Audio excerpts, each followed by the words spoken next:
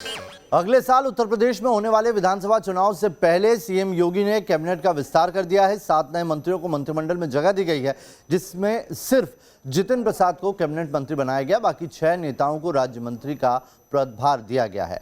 योगी सरकार में शामिल सभी नए मंत्री कौन कौन हैं और उन्हें क्या जिम्मेदारी दी गई है, आइए दिखाते हैं एक रिपोर्ट के जरिए। मैं जितिन प्रसाद, मैं पलटू राम, मैं संजीव कुमार, मैं डॉक्टर संगीता बलवंत, मैं दिनेश खटीक, मैं धर्मवीर सिंह, मैं छत्रपाल सिंह गंगवार ईश्वर की शपथ लेता हूँ। यूपी में विधानसभा चुनाव भले ही अगले साल होने वाले हैं, लेकिन उसके लिए अभी से सत्ता का समीकरण साधने की कवायद शुरू कर दी गई है। सीएम योगी ने कैबिनेट का विस्तार किया, जिसमें 7 नए मंत्री शामिल किए गए। इसमें सबसे बड़ा चेहरा है जितिन प्रसाद, जिन्हें मंत्रिमंडल में शामिल करके सीएम योगी ने ब्राह्मण समाज को साधने की पूरी कोशिश की। जितिन प्रसाद को कैबिनेट मंत्री बनाया गया है। जितिन प्रसाद को तकनीकी शिक्षा विभाग की जिम्मेदारी दी गई है। जितिन प्रसाद की गिनती यूपी के बड़े ब्राह्मण नेताओं में होती है। 9 जून 2021 को जितिन ने बीजेपी का दामन थामा। जितिन कांग्रेस छोड़कर बीजेपी में शामिल हुए हैं। जितिन प्रसाद पूर्व केंद्रीय मंत्री भी रह चुके हैं। हालांकि जितिन 2017 में विधानसभा चुनाव हार गए थे। मुझे पूरा इस बात का भरोसा है कि मोदी जी और योगी जी के नेतृत्व में उत्तर प्रदेश में फिर से प्रचंड बहुमत से भारतीय जनता पार्टी की सरकार बने। सभी वर्गों की हम लोग राजनीतिक जीवन में जब आते हैं तो सबको साथ लेके चलते हैं और प्रयास मेरा यही रहेगा, चाहे जो वर्ग हो, सबके लिए मैं प्रयास करूंगा पूरे जी जान से। योगी मंत्रिमंडल में शामिल छत्रपाल सिंह गंगवार कुर्मी समाज से आते हैं। छत्रपाल सिंह को राजस्व विभाग की जिम्मेदारी दी गई है। छत्रपाल सिंह गंगवार बरेली की बहेड़ी सीट से विधायक हैं। गंगवार 2017 में दूसरी बार विधायक बने थे। छत्रपाल सिंह गंगवार का ओबीसी समुदाय में अच्छी पकड़ है। साथ ही गंगवार की गिनती बीजेपी के वरिष्ठ नेताओं में होती है। 1980 से संघ से जुड़े छत्रपाल सिंह गंगवार संघ के प्रचारक भी रह चुके हैं। क्षेत्रीय असंतुलन जैसा कारण दिखता है, जिसके कारण से कहीं आपको लग रहा होगा कि ये सब जातीय समीकरण सेट किए जा रहे हैं।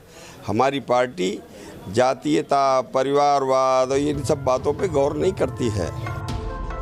योगी मंत्रिमंडल में शामिल तीसरे विधायक पलटू राम को होमगार्ड विभाग की जिम्मेदारी दी गई है, जो बीजेपी का युवा दलित चेहरा है। पलटू राम यूपी के बलरामपुर सीट से विधायक हैं और खटिक समाज से आते हैं। 2017 में पलटू राम पहली बार विधायक बने थे। पलटू राम की गिनती बीजेपी के सक्रिय नेताओं में होती है। पलटू राम शिक्षा के क्षेत्र से जुड़े हुए हैं। संगीता बलवंत बिंद को योगी सरकार में सहकारिता विभाग की जिम्मेदारी दी गई है। संगीता बलवंत गाजीपुर के सदर सीट से विधायक हैं। संगीता पिछड़ी जाति बिंद समाज से आती हैं। 2017 में पहली बार विधायक बनी संगीता ने पंचायत राजनीति से सक्रिय राजनीति में कदम रखा। संगीता का नाम बीजेपी की युवा नेताओं की लिस्ट में शामिल है।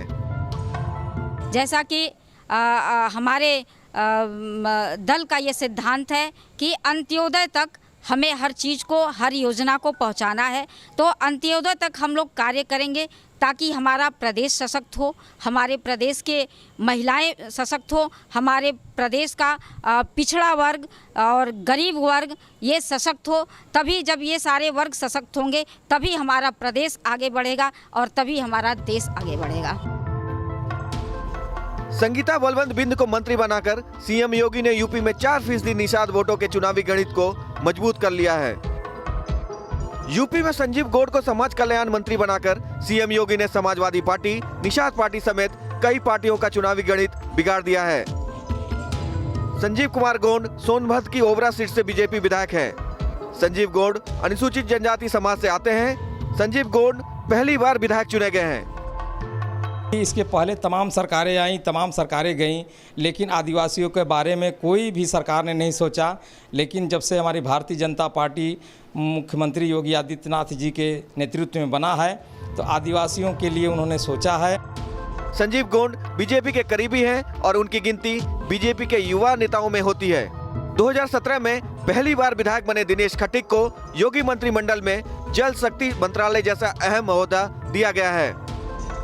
दिनेश खटीक हस्तिनापुर से बीजेपी विधायक हैं और दलित कोटे से विधायकी की जीत हासिल की है। संघ से खटीक की पुरानी नजदीकी है।